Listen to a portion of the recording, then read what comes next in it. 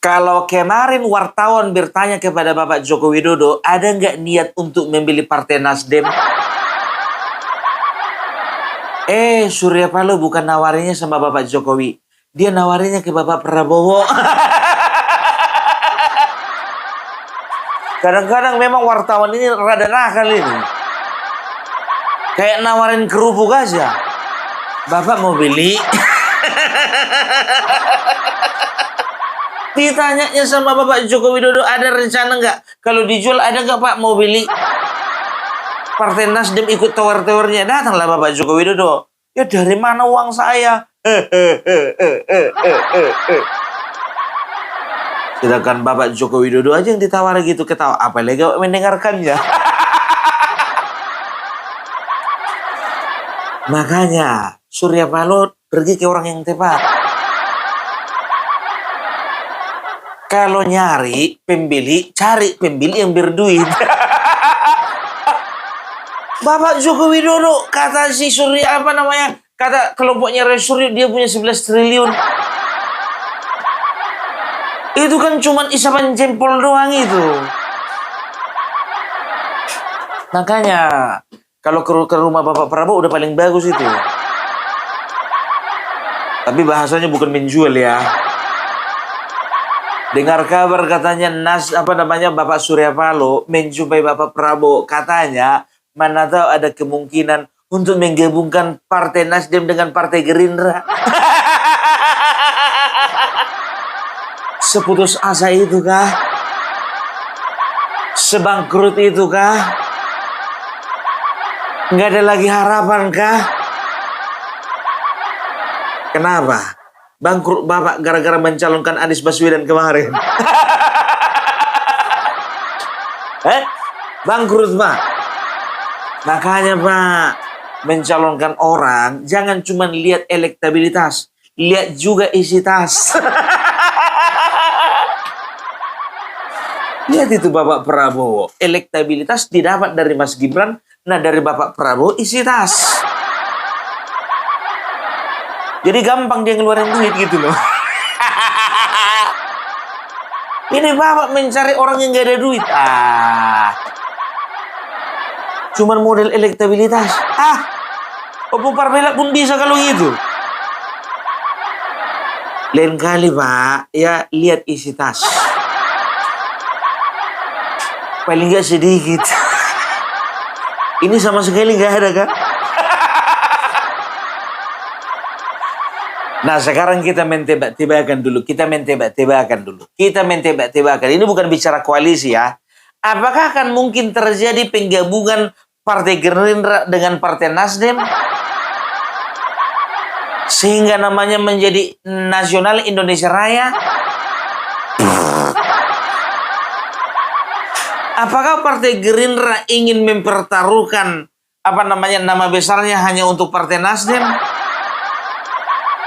Sebetulnya sama-sama besar ini, ya kan? Yang satu Gerindra 13%, 10% Nasdem. Tapi nanti di 2029, Nasdem ini bisa bakalan menjadi 7% atau 6%. Nah, coba tulis dulu di kolom komentar, apakah memang betul ya Partai Nasdem ini akan bergabung dengan Gerindra? Itu pertanyaan pertama. Pertanyaan kedua, kira-kira kalau misalnya Partai Gerindra gabung segar dengan Partai Nasdem, Surya Paloh jadi apa? A jadi waketum, B jadi sekjen. Kalau jadi ketum nggak mungkin. Coba kalian tulis dulu di kolom komentar. Sekarang kita tebak-tebakan aja. Aku ingin melihat jawaban kalian secara proaktif ya. Karena apa? Karena ini sangat menentukan masa depan mereka. Bukan masa depan kita. Kalian bantu dulu supaya Bapak Surya Paloh ini jangan salah berhitung lagi. Tulis segera di kolom komentar. Aduh, jadi memang betul ada berita ya. Aku nggak tahu ini berita nyata, real atau rumor ya. Bahwasanya ada pengajuan dari Surya Paloh untuk menggabungkan Partai Gerindra dengan Partai Nasdem ya. Kita dengarkan dulu. tiga pernah juga ada fusi kan, partai dari sekian banyak partai menjadi 3 partai di tahun 73, dan sebagai sebuah ide, sebagai sebuah gagasan tentu dipertimbangkan atau dipikirkan kan menjadi hal yang biasa. Tapi dalam perkembangannya, ketika misalnya ada ide, gagasan terkait dengan fusi, walaupun perlu dipertimbangkan dan dipikirkan, tapi kan juga ada hal-hal lain yang memang harus menjadi pikiran bersama. Misalnya terkait dengan soal konteks ideologi, konteks identitas, eksistensi partai, karena membangun atau mendirikan partai itu para pendiri partai masing-masing tentu punya idealisme, punya ide, punya gagasan, ideologi dalam konteks yang berbeda-beda. Jadi sekali lagi, sebagai sebuah ide atau wacana ya, atau gagasan itu hal yang biasa saja. Tapi ketika kita mau wujudkan, banyak hal yang harus dipikirkan ya, harus dipikirkan, harus didiskusikan, harus direncanakan. Tadi sekali lagi bahwa yang namanya partai itu kan refleksi dari idealisme, gagasan, cita-cita, bahkan ideologi dari para pendirinya. Jadi terkait dengan soal wacana fusi itu belum menjadi pembicaraan di internal secara lebih mendalam.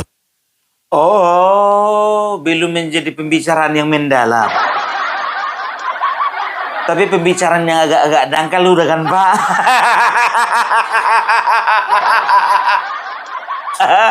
Harus dipikirkan, dibicarakan, direncanakan. Tapi yang paling penting, Pak, dilaksanakan.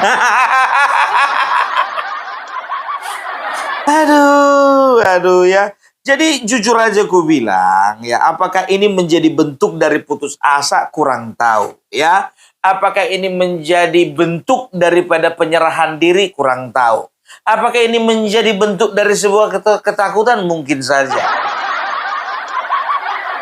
Jadi kalau aku katakan, menurutku ya, kali ini 2024 ya, yang namanya Partai Nasdem ini udah salah berhitung dia. Dia salah berhitung. Dia terlalu mengambil resiko ya untuk mendukung Anies Baswedan. Karena kita udah tahu bahwasanya pendukung Anies Baswedan itu kebanyakan dari garis kanan gitu loh ya. Dari ya aku katakan kelompok Islam kanan kan begitu ya. Ya jadi bisa dikatakan ya pemilih-pemilih Anies sudah tahu lah kita model-modelnya seperti apa. Kan begitu ya. Ya walaupun juga dari pemilih nasionalis ada tapi kayaknya nggak terlalu signifikan. Pemilih NU ada karena memang ada PKB di dalamnya, ada Muhaimin, tapi nggak terlalu signifikan, kan begitu ya. Jadi bisa dikatakan si Pak Surya Paloh ini salah berhitung, kan begitu. Dia akan berpikir bahwa saja Anies Baswedan ini akan menjadi kekuatan besar ketika digabungkan dengan Muhaimin Iskandar. Kenapa nggak sama AHY? Waktu itu kurang menjual, Bapak. Kan ada juga gosip, Bang Surya ini udah capek juga ngurus partai. Ya. Paling gampang ya akuisisi Partai Nasdem sebetulnya. Karena siapa? Itu Pak Jokowi.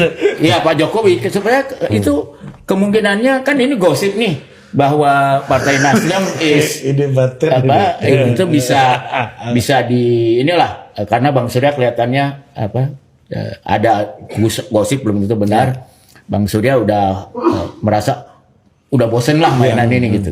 Gimana, Bang? Isu soal bagaimana kalau Pak Jokowi dicalonkan menjadi ketua Nasdem. Dulu pernah ada pembicaraan itu. Oh, pernah ya di Nasdem? Nasdem ya. Itu kalau biar Jokowi aja pimpin partai ini. Dan bagi Bang Surya, poinnya adalah Bang Surya mengatakan bahwa bagi dia tidak sesuatu yang berat untuk memberikan ini pada orang lain yang tepat. yang tepat. Nah, itu katanya. Ya. Nanti kan bisa dibikin ADRT-nya, apakah misalnya Bang Surya menjadi dewan pembina yang mengendalikan gitu ya. operasionalnya Pak Jokowi itu pernah terpikirkan zaman itu. Tahun berapa itu Bang? Itu kira-kira kita setahun 2 tahun berkuasa ya. No. Itu udah pikir ke depannya seperti apa ini. Kalau sekarang mungkin nggak itu Bang? Menurut saya sih mungkin aja. Tapi kan kondisi objektif dengan Pak Jokowi ada di PSI ini, itu pasti tidak mungkin tiba-tiba dia ke Nasdem. Pasti menjalankan PSI ini dulu ya. Orang bisa tidak suka kepada Jokowi, ngomongin Jokowi setiap hari, ya, mendinai Jokowi. Dengan begitu maka Jokowi diperhitungkan, Pak. Jadi wacana terus ya. Daripada tidak dibicarakan sama sekali. Itu lebih gawat buat politisi. Itu menurut saya sih itu nanti jadi efek yang besar ketika dikelola dengan baik. Nah, jadi hari ini apakah kemungkinan Jokowi akan menjadi ketua Nasdem? Wacana itu menurut saya hari ini tidak. Tapi apakah ke depannya bisa? Bisa. Tapi dikasih kesempatan dulu di PSI ya, lah pasti. gitu ya. Dia akan buktikan dulu itu. Kan begitu. Tapi gini, kalau kita kan berpikirnya kayaknya si Surya Paloh habis salah berhitung deh. Tapi sebetulnya nggak sesimpel itu, ya, nggak sesimpel itu. Kalau kita lihat, ya Surya Paloh ini kemarin 2014 katanya dukung Jokowi tanpa pamrih, kan begitu. 2019 begitu juga, dukung Jokowi tanpa pamrih, kan begitu ya. Tapi kita bisa lihat ya bagaimana Bapak Joko Widodo mengangkat menteri-menterinya ya dari Partai Nasdem ya, tapi nggak bisa dipercaya. Johnny G. Plate dari Partai Nasdem ditangkap. Kan begitu. Setelah itu ada lagi SYL ya, Syahril Yassin Limpo dari Nasdem ditangkap. Katanya kemarin dengar-dengar rumornya Siti Nurbaya juga ya udah mulai dikeker ya.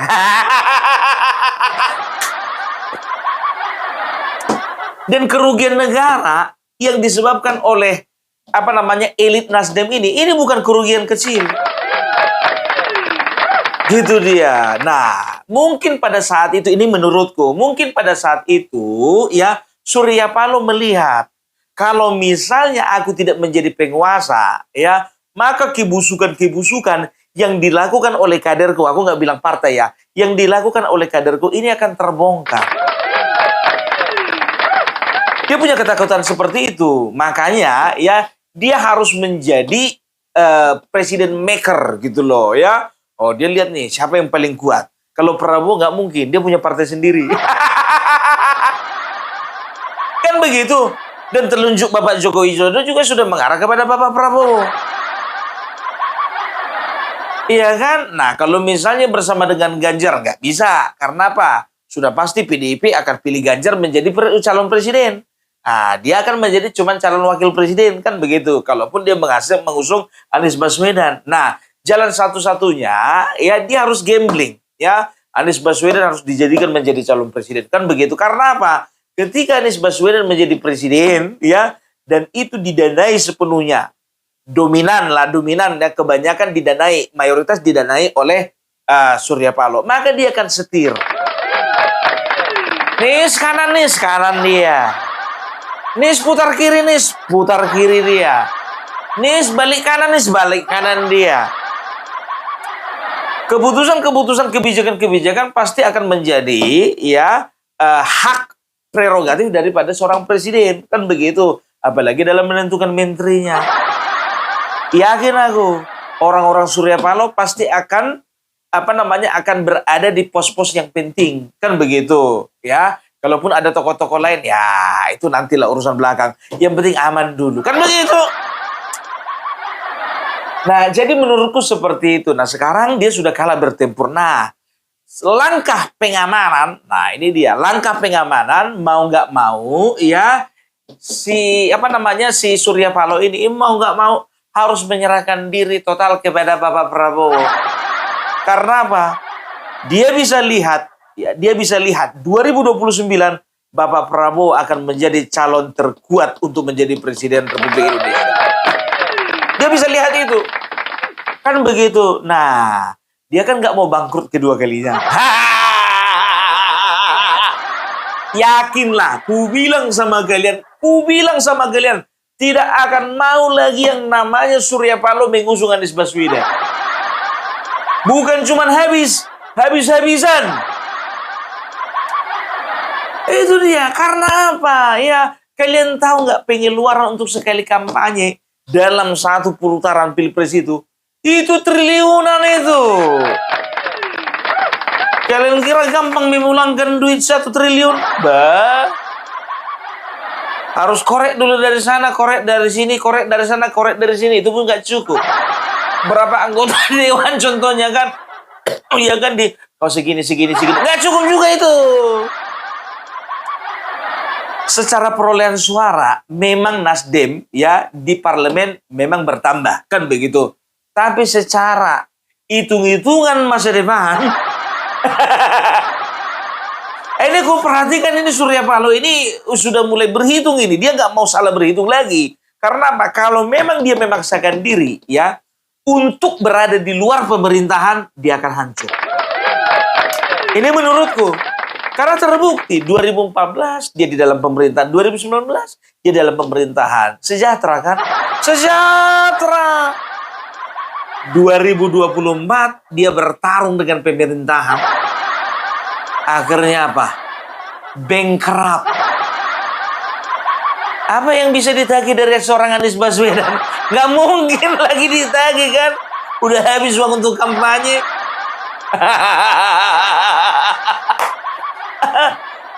Itu dia. Jadi bisa dikatakan kalau Anies Baswedan ini terkatung-katung nanti. Ya kita lihat aja lah siapa partai sekarang. Karena begini ya, beda putaran pilpres pertama seorang presiden dengan putaran kedua. Kalau putaran pertama ya bisa dikatakan ya ini masih gambling antara menang dan tidak kan begitu. Tapi kalau putaran kedua kita udah lihat Bapak SBY putaran kedua menang. Putaran kedua juga Bapak Joko Widodo menang. Karena apa? Masyarakat melihat ada keberhasilan. Kan begitu. Nah, Bapak Prabowo juga kemungkinan seperti itu. Seorang presiden butuh waktu 10 tahun. Dan juga pembangunan di Indonesia itu membutuhkan waktu lebih panjang daripada negara lain. Karena apa? Karena luasnya negara, karena banyaknya penduduk. Nah, Surya Paloh melihat itu. Kan begitu, ya. Untuk mempertahankan, ya. Untuk mempertahankan eksistensi namanya. Paling tidak eksistensi namanya, eksistensi partainya, eksistensi usahanya, eksistensi relasinya, eksistensi daripada bisnis-bisnisnya. Dia harus berhitung benar-benar menggunakan akal sehat. Gitu dia. Nah, sekarang kan begini, ya. Kalau aku bilang sih sebetulnya nggak akan. Kalau aku berprinsip ya. Kalau aku sih berprinsip kayaknya nggak akan mungkin gabung ini ya. Tapi kalau berkoalisi mungkin iya. Berkoalisi mungkin iya. Tapi adanya rumor ini seolah-olah ingin menguatkan. Ya ingin menguatkan niat daripada Surya Paloh. Bahwasanya 2029 nanti ya. Yang namanya Partai Nasdem ingin menyerahkan diri secara total kepada Partai Gerindra. Lebih tepatnya kepada Bapak Prabowo. Nggak mau lagi bangkrut kedua kalinya. Partai Nasdem diisukan akan digabungkan dengan Partai Gerindra. Ini sebatas wacana dan belum dibahas internal Partai Nasdem. Menurut Wakil Ketua DPR yang juga Wakil Ketua Umum DPP Partai Nasdem, Saan Mustafa, saat ini internal Nasdem tengah fokus konsolidasi penguatan struktur partai hingga ke daerah, bukan soal penggabungan partai atau fusi. Menurut Saan Mustafa, penggabungan partai tidak bisa dilepaskan dari faktor ideologi, identitas, dan eksistensi masing-masing partai. Saan juga menegaskan saat ini internal Nasdem sangat solid. Ya, partai itu kan refleksi dari idealisme, gagasan, cita-cita, bahkan ideologi dari para pendirinya. Dan itu sekali lagi tidak gampang ya untuk dipusikan, apalagi dalam konteks hari ini ya. Konteks hari ini di mana situasi kebangsaan kita, situasi demokrasi kita kan terus berkembang. Ini biar tahu kalian ya menjadi pokok bahasan juga ini oleh majalah Tempo ya, oleh majalah Tempo. Ini dia nih, ini menjadi berita utama nih. Kita tuh. Edisi terbaru. Baca selengkapnya ya. Kuning. Baca selengkapnya di keranjang kuning.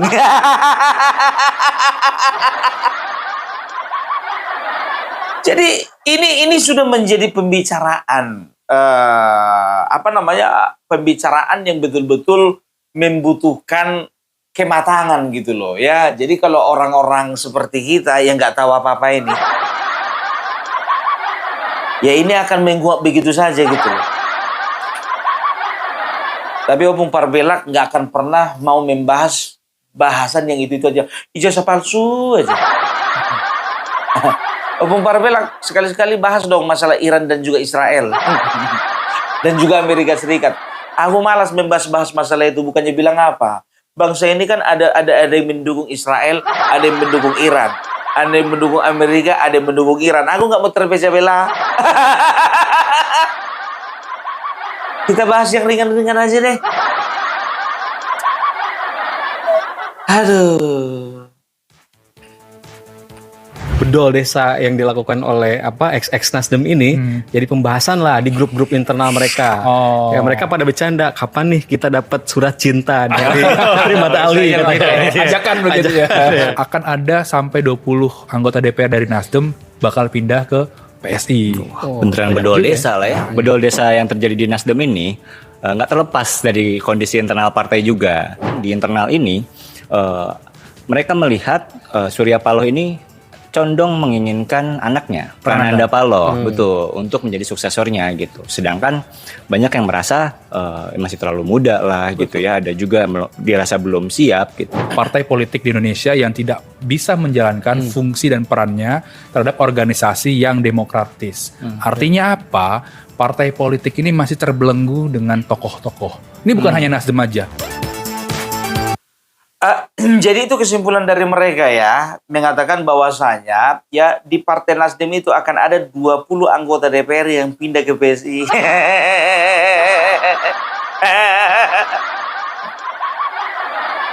Gak sedikit itu.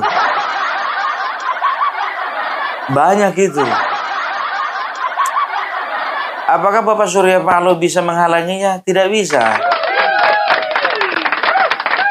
Mana bisa dipaksa-paksa, ya apalagi yang bukan kader, ya yang membuat yang hanya menganggap partai itu hanya sebagai perahu. Nah, kalau kader mungkin iya bisa. Tapi kan nggak semuanya anggota legislatif itu kader kan?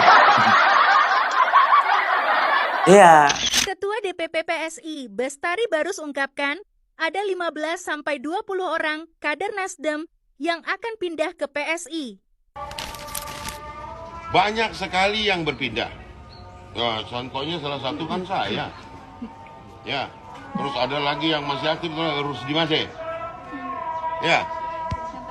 Ya, yang wakil ketua Komisi 3. Pindah sekarang ke PSI dan meninggalkan jabatannya sebagai wakil ketua Komisi 3 DPR RI. Nah, itu biasa saja. Masih ada 15-20 lagi yang mau pindah.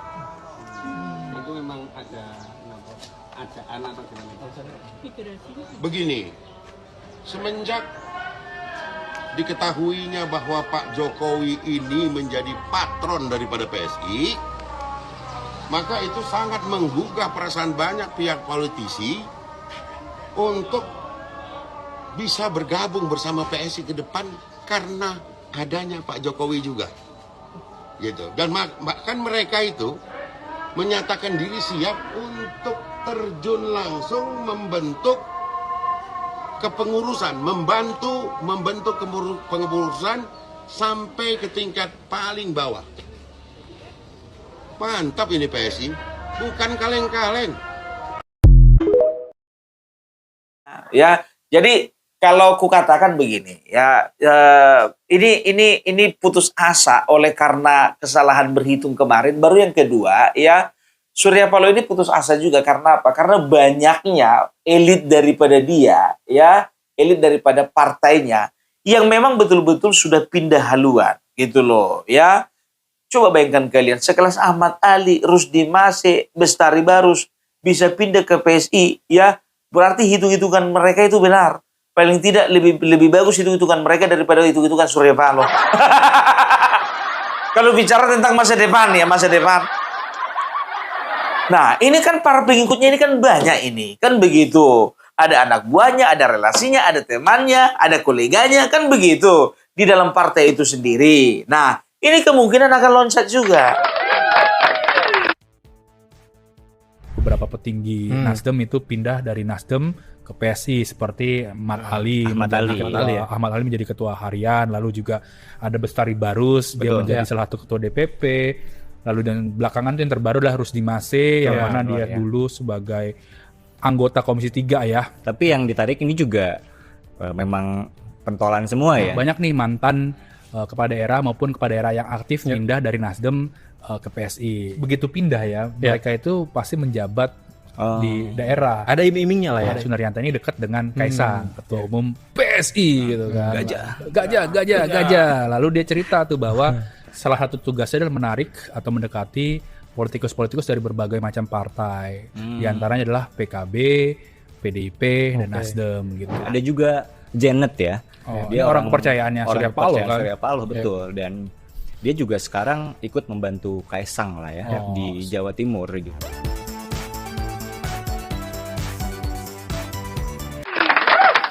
Tapi dengar kabar di dalam Partai Nasdem sendiri pun juga ya ada faksi-faksi gitu, ada kubu-kubu ya. Kalau bisa dikatakan di dalam sebuah partai itu wajar ya. Di dalam Partai Gerindra begitu juga, ada kubu ini, kubu itu, kubu ini, kubu itu. Di dalam PDIP apalagi, ada kubu ini, kubu itu. Di dalam Demokrat ada juga kubu ini, kubu itu. Wah, mana ada Pung? Lah, kenapa kemarin ada kongres luar biasa? Iya kan, ada pro Muldoko, ada pro AHY. Itu kan berarti kan udah terpecah juga kubu di dalam, kan begitu. Nah, sekarang kalau bicara Nasdem ya, kayaknya memang secara kepartaian di lembaga legislatif ya, mungkin saat ini adalah kayaknya menurutku ini adalah waktu terakhir ya mereka mendapatkan kejayaan.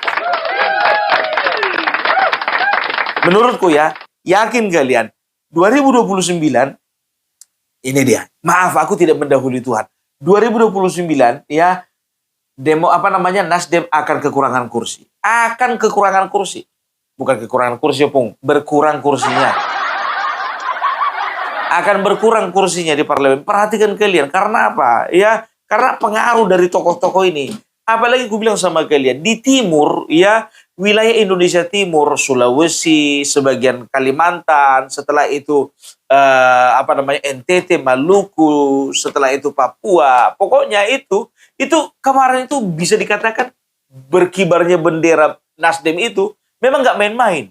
Tertancap benderanya itu di mana-mana. Tapi nanti kita bisa melihat gambaran bahwasanya ya bendera partai PSI akan menggantikan bendera partai Nasdem.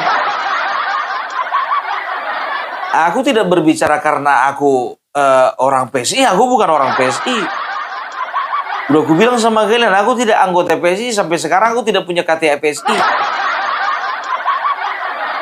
Tapi ini adalah kenyataan pahit yang harus dihadapi oleh sebuah partai yang bernama Partai Nasdem itu, gitu loh. Nah, apalagi nanti, ya, ini ku bilang sama kalian, apalagi nanti, nih, ku bilang sama kalian, ya, wakil presiden yang, ya, calon wakil presiden 2029, yang elektabilitasnya tertinggi itu masih Gibran. Masih Gibran. Nggak percaya kalian, ya, 26,8% kita lihat.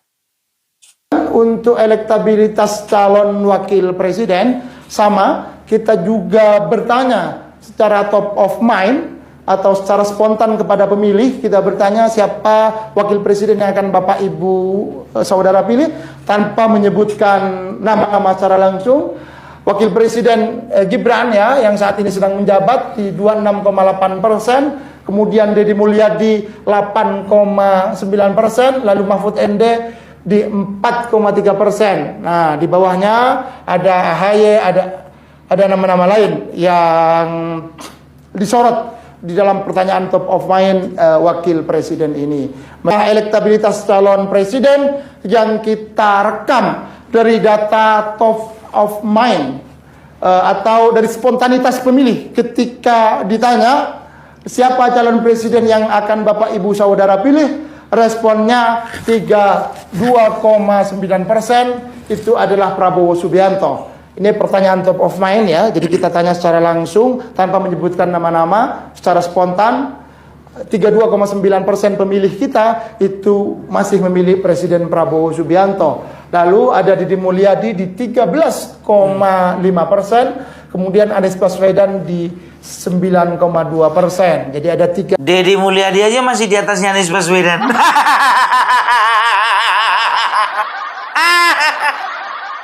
Makanya gue bilang akan bergeser terus itu. Ya kan, kita lihat ya, Mas Gibran ya, Bapak Prabowo yang paling tinggi untuk calon presiden ya 32%, dan Mas Gibran itu 26%. Bisa dikatakan kalau digabung kedua-duanya 58%. Wah. Ini nih yang dibaca Surya Paloh. Anies Baswedan ternyata tidak menjual lagi. Karena Deddy Mulyadi ya lebih menjual daripada Anies Baswedan. Sementara Deddy Mulyadi itu punyanya Gerindra. Surya Paloh keringat dingin. Pidato anaknya singgung Office Boy. Office Boy tidak apa-apa. Bapak Haji Surya Paloh, Ketua Umum kami, dan hadirat yang saya muliakan. Pertama, tentu saya memberikan apresiasi setinggi-tingginya kepada kawan-kawan yang sudi berlatih selama kurang lebih seminggu ini, di tengah hujan, di tengah terik matahari, tetap ada semangat di antara kita, kader-kader Garda Pemuda Nasdem. Teman-teman sekalian, menjadi saksi di setiap TPS kami siap. Menjadi caleg lebih baik lagi. Tetapi menjadi office boy tidak apa-apa. Ini dia.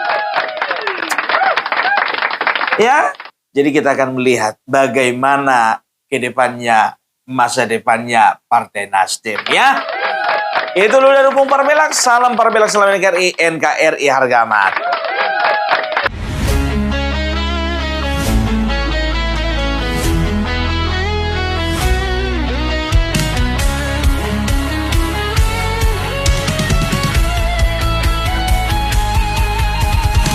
Dari utara sampai ke timur, suara jujur kini bergema. Bukan cuma cari viewers, tapi kebenaran yang utama. Melawan hoax dengan fakta, cerdaskan bangsa kan menjadi nyata. Satu nusa, satu bangsa, bersatu lawan penjajah logika. Kami adalah YouTuber Nusantara, bersatu untuk lawan hoax bersama. Tak gentar terus berkabar untuk bangsa demi masa depan Indonesia. Kibarkan semangat, ayo maju, tapaki jalanmu dengan ilmu. Nyatakan ke semua media, kebenaran selalu juaranya. Runtuhkan narasi penuh benci, hujat fitnah bertebaran, hancurkan negeri. Bersatu kita semakin teguh, YouTuber Nusantara maju. Bukan sensasi, bukan tipu daya, kami berdiri dengan berita nyata. Rakyat butuh cahaya, dan kamilah yang utama. Kami adalah YouTuber Nusantara, bersatu untuk lawan hoax bersama.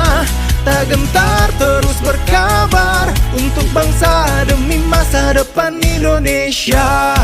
Bersama rakyat kita kuat, saring dulu sebelum sebar. Cinta damai benci hoax, kami YouTuber cinta Indonesia.